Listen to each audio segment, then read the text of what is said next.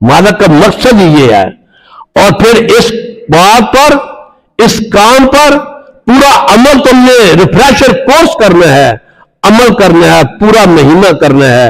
और पूरा महीना जब इस पर अमल पे रहा होगा, पूरा महीना इसका आदी बन जाएगा। जिस तरह के हम अल्लाह के फजल से कोई रोजे रखता है, रोजा रखने के बाद ईद भी आ जाती है ना, तो चीज खाने लगता है तो उससे शक लगता है यार कहीं मेरा रोजा ना हो। लेकिन जब तू इसका आदी बन जाएगा, इतना आदी बन जाए, इतना आदी बन जाए, तेरी निगाह इतनी पाक हो जाए कि 11 माह बाकी जो है वो भी पाकीज़गी में गुजरे, तेरी जबान पाकीज़गी में गुजरे, तेरे कान पाकीज़गी में गुजरे, तेरा दिल और दिमाग पाकीज़गी में गुजरे। तेरे रब का मकसद यही था, मतलब यही था कि तू इस तरह की जिंदगी बसर करे। रोजे की अहमियत के बारे में मैंने चंद एक देसी छोटी सी मिसालें जो औलिया अल्लाह ने, बुजुर्गों ने बताई हैं, जो मुफक्किरीन ने बताई हैं, मैं वो बताना चाहूंगा। रोजा एक इंतहाई अहम तरीन चीज है जिसके बारे में अल्लाह ताला ने जो इरशाद फरमाया है, अय्याम मादूदात, यह हक़ाइक़ है। अय्याम ये दिन है, मादूदात गिनती के। अल्लाह ताला ने इरशाद फरमाया ये गिनती के दिन है तो पूरा महीना ना, लेकिन मालिक ने फरमाया अय्याम मादूदात, ये गिनती के दिन है। बाप ताला ने क्या दिया गिनती के, सारा महीना गिनती का होता है। आज मुझे दोस्त मिला भी आकर, आज हमारे चौथा रोजा है, माशाल्लाह चौथा है, यानी सारा महीना ये गिनती में होते हैं। आज तीजा हो गई, चौथा हो गया, 10वां रोजा हो गई, 15 रह गए नहीं, 13 रह गए नहीं, 14 रह गए नहीं, गिनती के दिन है ये।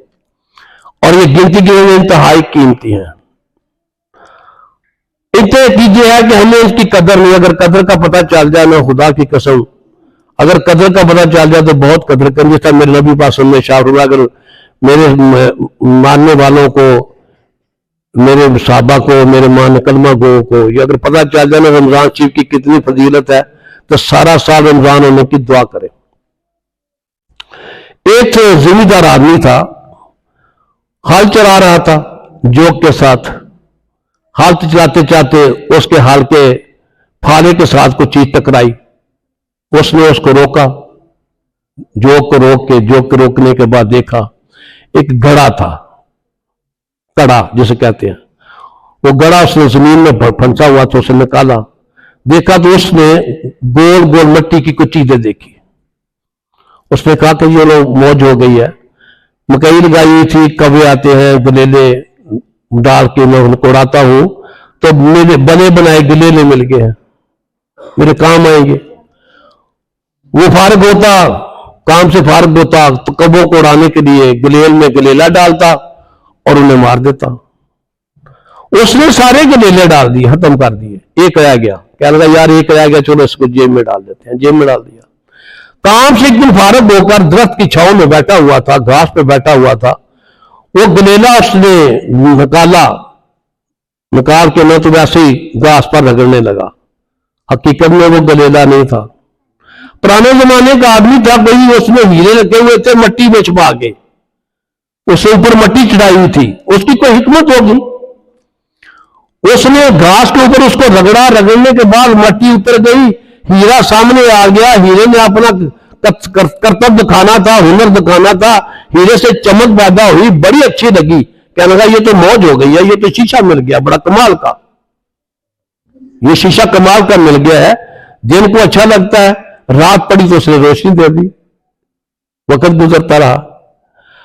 अब वही एक दिन गलेला जो हीरा था, जो उसे पता था शीशा है, वो अपने तहमत के पल्लू में बांधा हुआ जा रहा था बाजार में।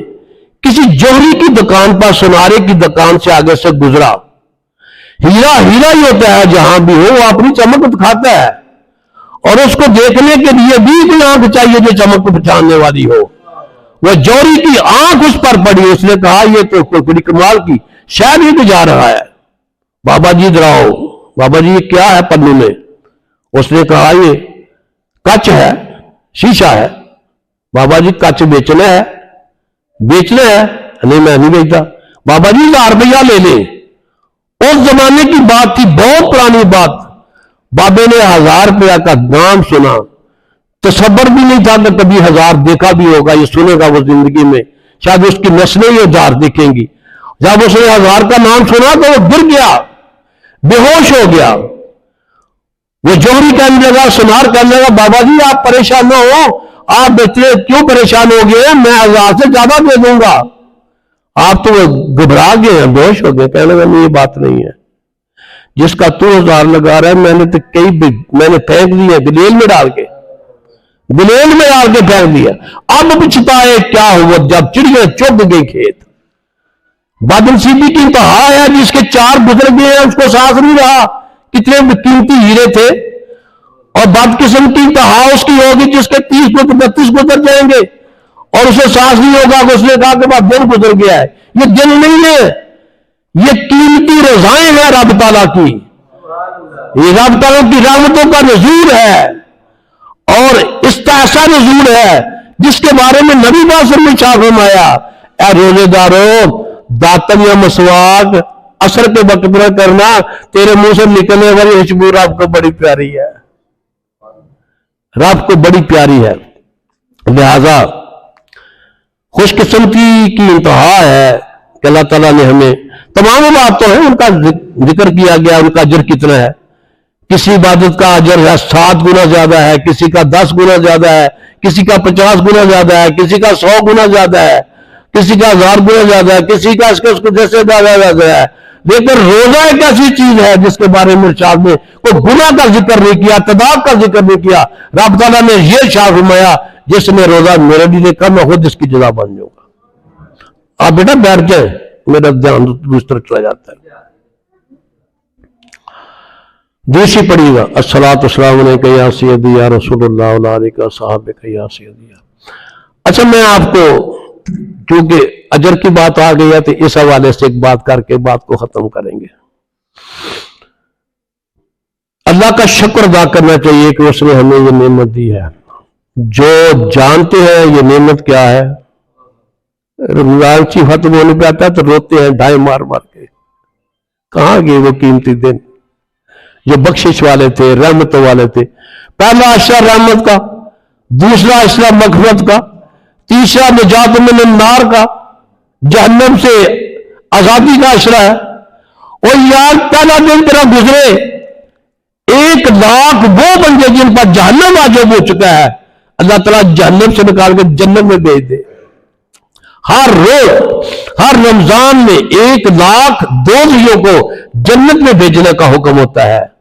اور جب روز جمعے کا دن آتا ہے تو 10 لاکھ جہنمیوں پر جن پر جنت واجب ہو چکی ہے ان کو جہنم سے نکال کر جنت میں جانے کا حکم ہوتا ہے. سارا مہینہ اسی طرح چلتا ہے.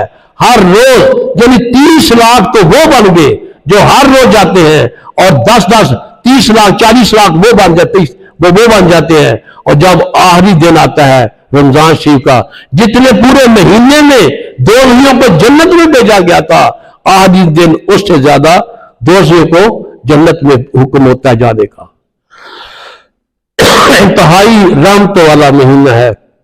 ایک بات کو کر کے ختم کروں گا، وہ بات یہ ہے، اللہ تعالیٰ شاہ فرمایا میں خود اس کی جزا بن جاتا ہوں. ایک شخص غریب آدمی، بہت غریب آدمی تھا، زیادہ غریب تھا، آنکھ خراب ہو گئی تو کسی طبیب کے پاس گیا، جناب میری آنکھ خراب ہو گئی ہے. اس نے آنکھ کو دیکھا، اس نے کہا کہ تیری آنکھ کا علاج یہ ہے، اس میں شہد ڈالا جائے، لہذا 1 تولہ شہد دے دے، رات سونے سے پہلے آنکھ میں 1 قطرہ شہد ڈال لینا. اب اس نے حکیم سے بات سنی، بازار میں گیا، ایک سوداگر کے پاس گیا جو شہد کا کاروبار کرتا تھا. کہنے لگا جناب مجھے یہ پیسے لے لے اور 1 تولہ شہد دے دے. وہ سیٹھ آدمی تھا، سوداگر تھا، اس نے اپنے ملازم کو حکم دیا کہ 1 کنستر شہد کا اسے دے دو. اس نے کہا جناب اس نے 1 تولہ مانگا ہے، میں تمہیں کہتا ہوں نا 1 کنستر اس کو دے دو. اس نے کنستر دے دیا، وہ لے کے چلا گیا.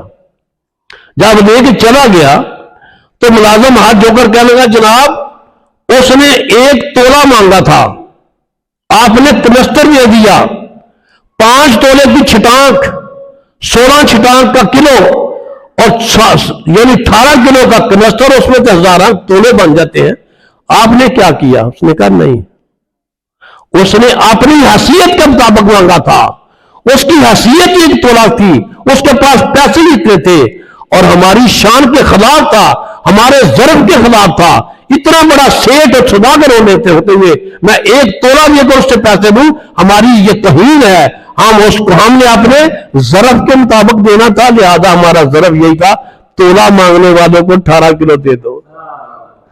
جب بندے کا یہ دنیا کا دستور یہ ہے تو جس کے ظرف کے بارے میں کیا کچھ جان سکتا ہے کہ رب کی اطاعت جب دینے پہ آتی ہے تو کیسے نواز دیتا ہے؟ جب ہم اس سے مانگیں گے تو کہے گا اچھا سب سے چھوٹی خواہش تیری یہی ہے نا، تیرے گناہوں کو معاف کرنا، روزے رکھ کر معاف کر دیں گے۔ ہم تو مائل بکرم ہیں، کوئی سائل ہی نہیں، راہ دکھلائیں کسے راہ رب منزل ہی نہیں۔ تو میں اسی کے ساتھ بات ختم کرتا ہوں۔ ہمیں کیا کرنا ہے؟ ہمیں اللہ تعالیٰ کا شکر ادا کرنا ہے، اور ایک بات آخر میں کر کے جاؤں، یہ بات ضرور سنیے گا، میرے والد صاحب نے یہ کہی تھی، میں نے سنی، پدے میں باندھی، آپ کو کر رہا ہوں، آپ بھی پدے میں باندھے۔ میری بھی ایک صبح ایک عالم دین سے بات ہو رہی تھی، انہوں نے میرے سے کچھ باتیں کی، میں نے بھی انہیں ایک بات کی، میں نے کہا کہ نبی پاک کی حدیث پاک کا مفہوم ہے، جس بندے کے اندر اللہ تعالیٰ کی صفتوں میں سے، جس بندے کے اندر اللہ تعالیٰ کی صفتوں میں سے ایک صفت بھی آ جاتی ہے، اس پر جہنم کی آگ حرام ہو جاتی ہے۔ مثال کے طور پر معاف کرنا اللہ کی صفت ہے، بندے نے معاف کیا، بخشا گیا۔ اسی طرح رمضان پاک کے حوالے سے بات کرتا ہوں، نہ کھانا اللہ کی صفت ہے، بندہ بھی نہیں کھاتا روزے میں، اور کسی کو روزہ افطار کرانا اللہ کی صفت ہے، بندہ روزے دار بھی دوسرے کا روزہ افطار کراتا ہے۔ اب یہ صفتوں میں ایک صفت بھی تو آپ نے اندر کر لے گا، تیرے پر بھی جہنم کی آگ حرام ہو جائے گی، جنت واجب ہو جائے گی۔ اللہ تعالیٰ ہمیں ان کاموں پر عمل کرنے کی توفیق عطا فرمائے۔ وما علینا الا البلاغ المبین۔